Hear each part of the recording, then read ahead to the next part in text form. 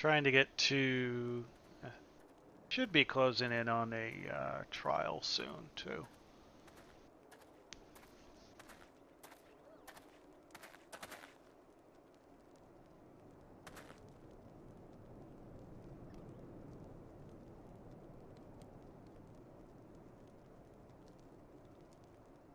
If you do not already follow Mel, go watch her paint and her cat interfere.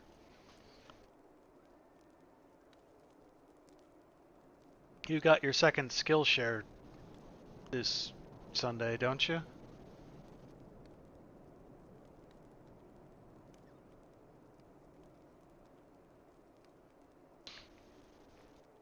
Captain Ilbert, your report, if you will?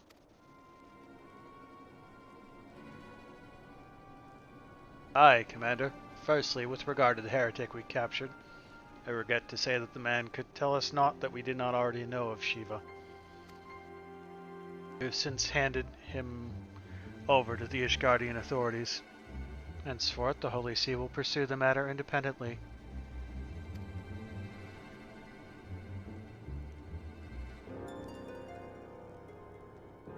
Our inquiries concerning the Ivy, however, have proven more fruitful. We have ascertained the channel by which the heretics acquired their information on the shipment routes. Go on. You'll recall the flame we first identified as being in the Ivy's employ? From him we were able to trace a trail of conspirators, each taking us closer to his master. Alas, the trail came to an abrupt end. Fearing that the investigation had been compromised, we took the necessary step of detaining all suspected of conspiracy. There were 5 on our list, including his flame stationed at Revenant's Toll. The man's primary duty was to keep an inventory of donations from abroad, the particulars of which he would share with benefactors, thereby ensuring that needs did not go unfulfilled. By virtue of his role, he was privy to the details of all shipments bound for the settlement. Needless to say,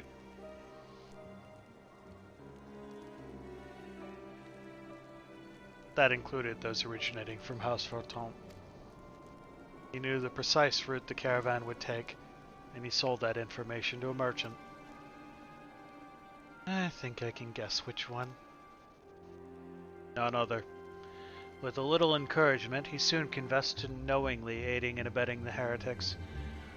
That's a fancy word for torture. That is one mystery solved, at least. But what of the Ivy? Ever get any closer to prizing off his mask? Dare say we are, Commander. Our relentless pursuit has forced him to commit a grave error. In a desperate bid to cover his tracks, the Ivy resorted to exercising certain administrative powers available only to high-ranking members of the Immortal Flames. If you consider then that our investigation is known to barely a handful of them, the field of suspects is greatly narrowed.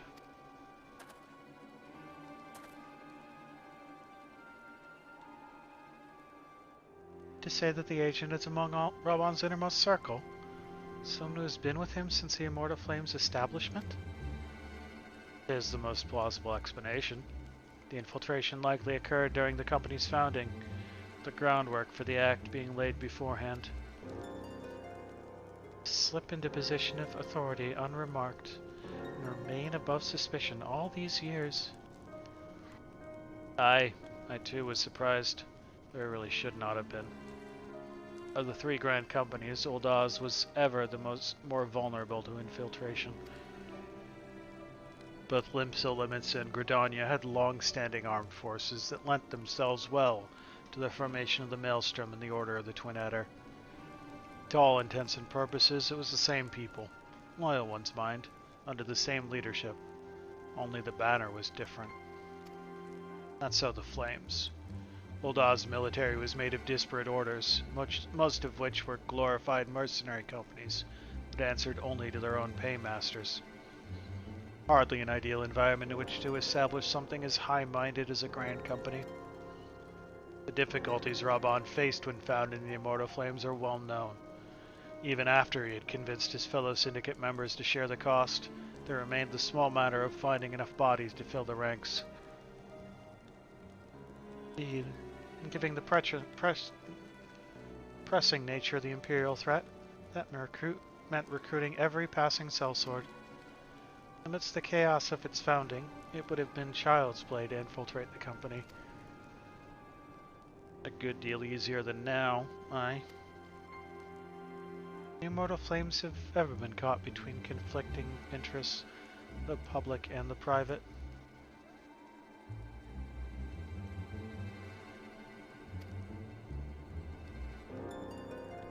Though the monitorists ultimately agreed to support the organization's founding, it was not out of charity that they did so, but simple self-preservation.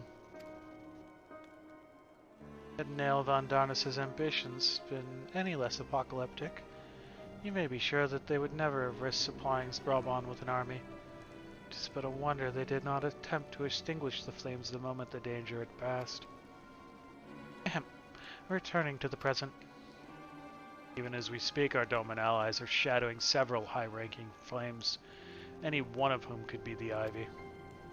Desiring to deal a blow against the Empire, the refugees are eager to lend us their aid.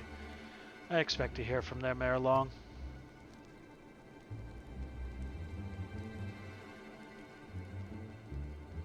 Very good.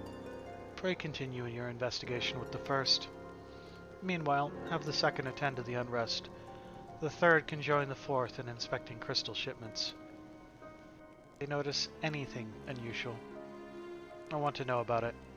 Shiva is summoned in like manner to the other primals. The heretics will be looking for further supplies. Understood, Commander. I shall send word to Sarameric informing of our success in identifying the heretics' abettors. Hopefully, the information will be of some use to the Ishgardians. It is time, Commander. Yes, I'm aware. An emergency council of the Alliance leadership has been called. There have been developments in Garlemald, it would seem. As Commander of the Crystal Braves, my presence has been requested. I would have you accompany me, Archon. As the realm's stoutest champion, 'tis only meet that you be present for the discussion. Oh, and the antecedent has already given her consent, lest you worry. Oh, good, you asked her first this time? Where are you taking me this time? Like me, you are doubtless eager to conclude our business with Iceheart. But until another path to her sanctum is found, she will remain beyond our reach. Tilly and the Archons are sparing no effort to secure an alternate route. Until such time as they succeed, I suggest we give some thought to the realm's other problems. I shall go on ahead to Gridania in readiness for the coming council. Meet me at Nofika's altar, and we shall make our way to the Lotus Stand together.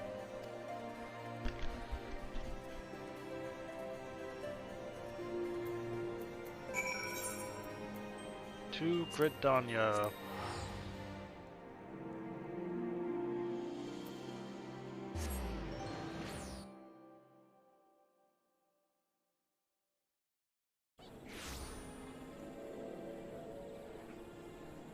That is, yeah, that's Gunbreaker. I'm kind of surprised I'm even allowed to unlock that. Lotus Stand is always by Conjurers. Just chilling out here. Alfie, my thanks for coming, Archon.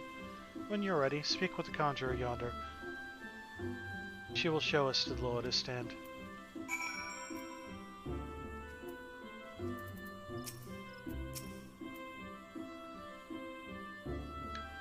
The Alliance leaders await you at the Lotus Stand. Will you be joining them now? Let me in, please. Thank you.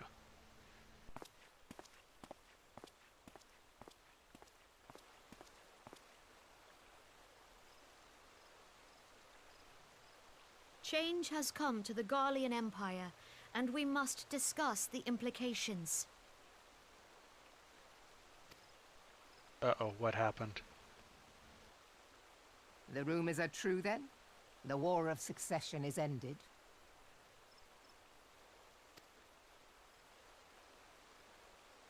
It is. A new emperor reigns in Garlemald. Uh-oh. I'm assuming that's bad. Who?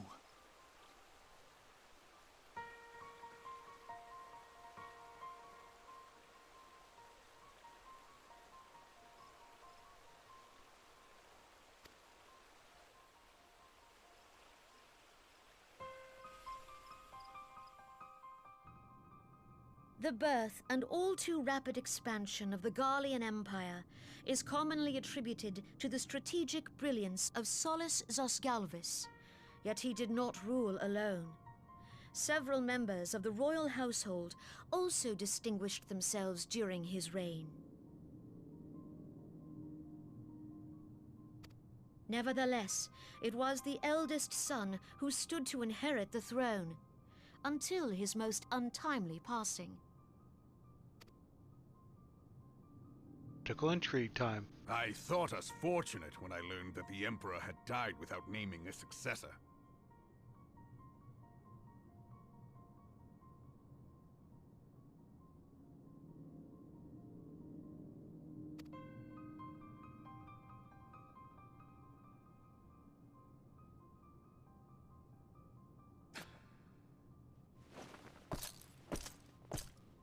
Would that the Garlean Empire had died with him. That is an interesting armor piece.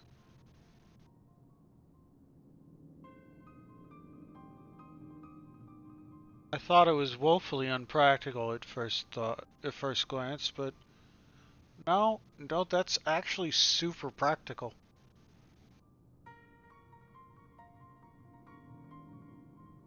Huh.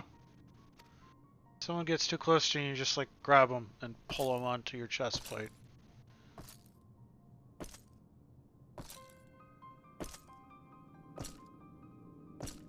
Martial combat, that's actually not a terrible design. 'Twas the grandson and his uncle who had the strongest claims, was it not?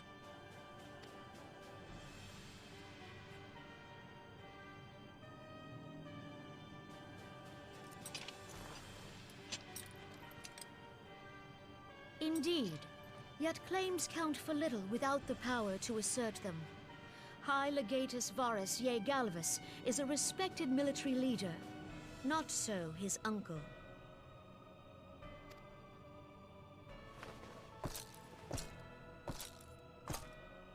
So young Varus has torn the crown from his uncle's grasp and taken his place at the head of the Empire.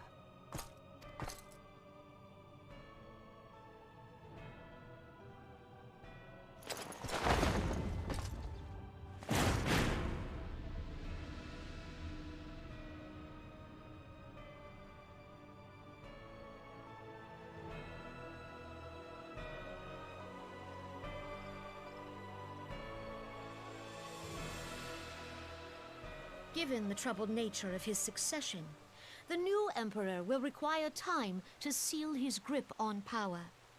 Yet have no doubt but that he shall, for there are none left with strength enough to oppose him.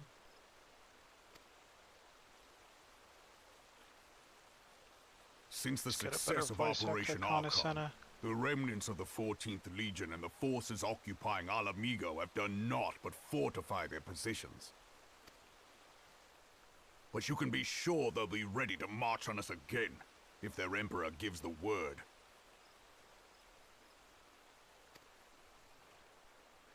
When, not if. They say this Varus was so set upon Eorzean annexation that he spoke out against the Meteor Project.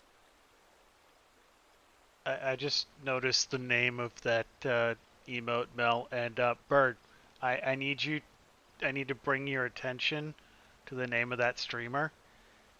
Their name is I Paint Burbs. Burb. That's all. Plainly, the new emperor's intentions are of great concern to us all.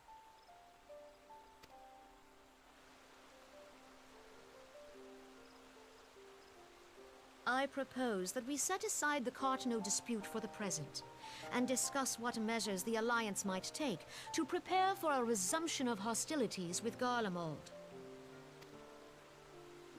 Moreover, I move that we re-examine the question of how our former allies in Ishgard might be persuaded to retake their place at our side. Could Eorzea but stand as one, 'twould deal a grave blow to our enemies' ambitions.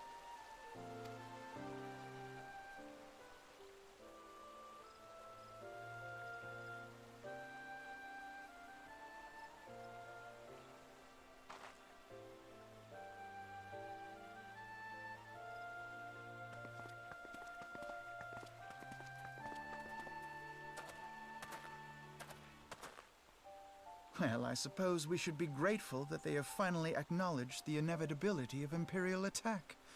Who knows? They may even do something about it.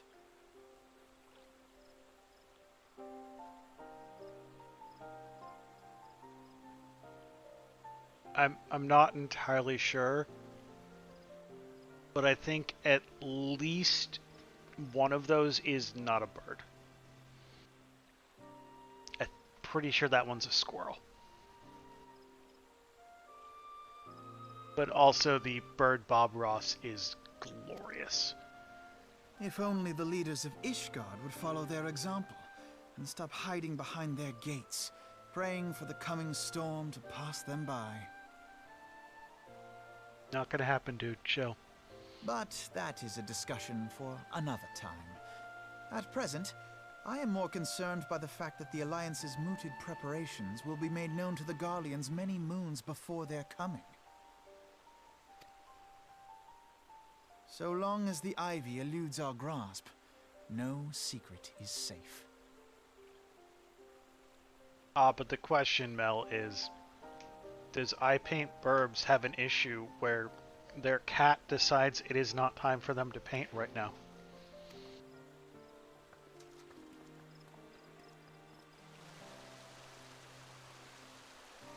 I'm amazed that Finn doesn't have more paint on him with how often he lays on a recently painted painting.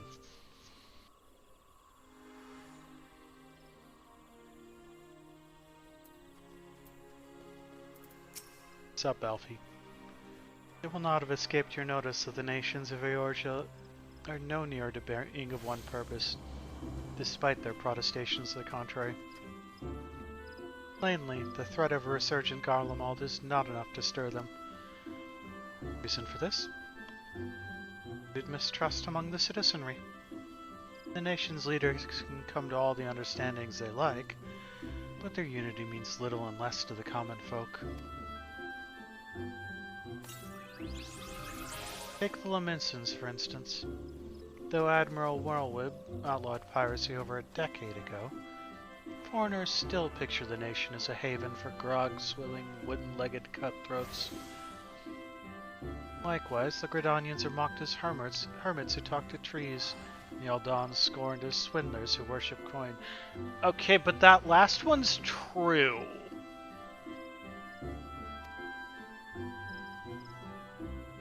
Not that such sentiments are entirely without grounds, of course. Take that pillar of Eldon society, Telegi Adeleji, for instance. That is beside the point. The fact is that people are wary of outsiders, whether they have cause to be or not. On that basis, one could argue that the conflict of Cartano is a necessary evil. Each nation has its own warmongering faction that advocates the acquisition of Omega. In order to placate them, I present them something resembling warfare, and thereby curb their appetite for full-scale conflict. But enough idle musing. Let us speak of a more pressing matter, the Ivy. Since we spoke at the observatorium, Captain Ilbert has further shortened his list of suspects. And by happy coincidence, the one he deems the most likely candidate is lately come to Gridania. The hunt nears its end, Archon. All that matters is to corner our query. Seek out Ilbert near the Adder's Nest. He will give you the particulars. Should there be any developments in Carathis, you may be sure that I will send word without delay. In the meantime, I wish you success in apprehending the Ivy.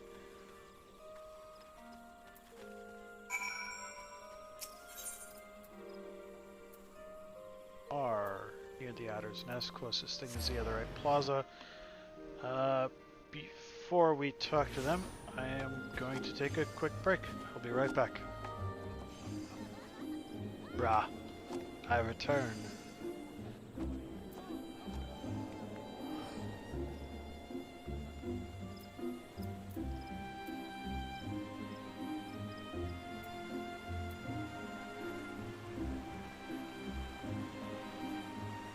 What's this? Oh, Judgment Bolts and Lightning. Oh, if it isn't the Slayer of Ramuh, come to see me in the flesh. How fortunate that you should happen by. I was, in fact, on the verge of sending a runner to track you down. We've had some troubling news from the Sylphs and Little Solace. It appears that the Lord of Levin walks the 12 yet again. From what I understand of the Elder Seedseer's explanation, your last encounter with the Primal was a relatively peaceful affair. There was a battle, aye, but one for which Ramuh did not begrudge your victory. Why then, has he returned to the forest? It is you, Archon, whom Face has chosen to uncover the answer to that question. It seems that Freyjo, the Sylph Elder, would discuss the matter with you personally. Speak first with the Lesha and Little Solace, and she will announce your arrival to the leader. And I would consider it a favor if you could pass along aught you learned to the Scions. As I understand it, Archon Oriange is a keen scholar in the field of all matters primal. Pray make your final report to him. Oh, right. We did Ramuh last week, which unlocked that quest, which is for Ramuh Extreme.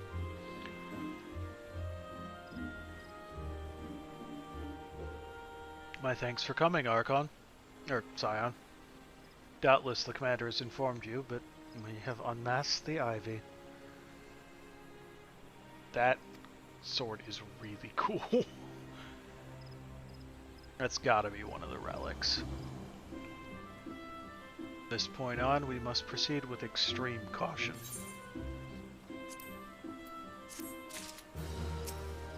Can I examine? Yes, I can examine.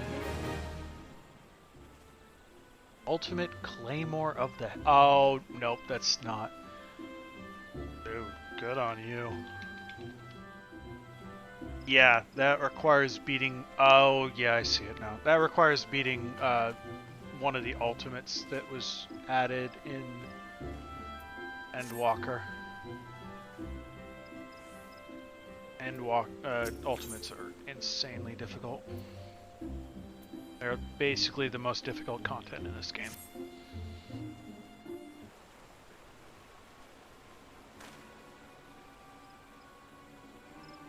Listen well. The spy we have been seeking all this time is none other than Flame Marshal Aline Royale, Raban's second in command. Prior to joining the Immortal Flame, she was a mercenary of no small renown. They say her skill with the polearm had to be seen to be believed. Of Ishgardian birth, she is the highest ranked foreigner in the Immortal Flames, barring the Flame General himself, of course.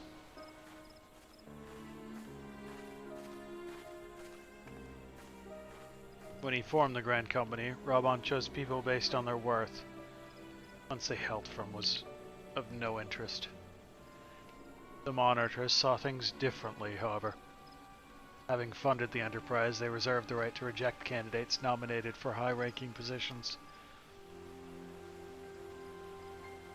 And 'twas no secret that they did not favor foreigners, Ishgardians especially, after the way the Holy See forsook the Alliance.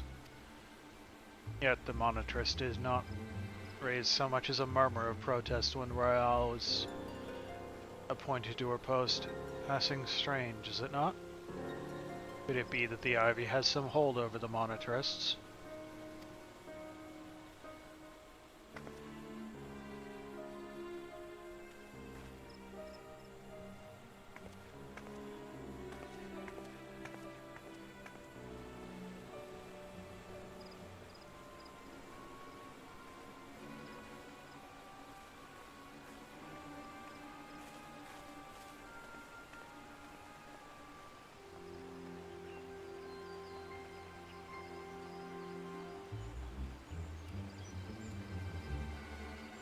But these revelations are secondary to our current mission. Of foremost interest to us is Royale's presence here now. As you may be aware, it is the duty of the Flame Marshal to command the Immortal Flames. In the absence of the Flame General, while Rabon attended the Council of Alliance Leaders, she should have remained in the Hall of Flames. Newman has no business being in Gridania, yet here she is nonetheless, or some pretense. She is up to something, mark my words.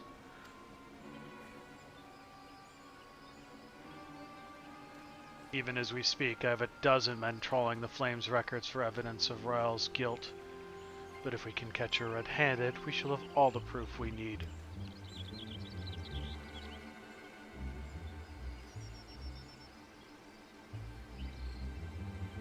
Which brings me to the plan. I have people watching the city gates, the airship landing, and the docks. Every point of egress. She cannot leave without our knowledge. All that remains is to shadow her until she betrays her true purpose. Can I rely upon your eyes, Scion?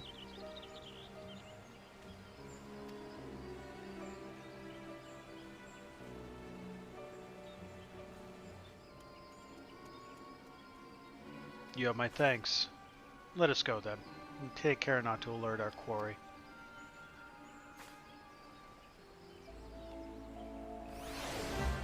Where you at, buddy? Where are we going? This way?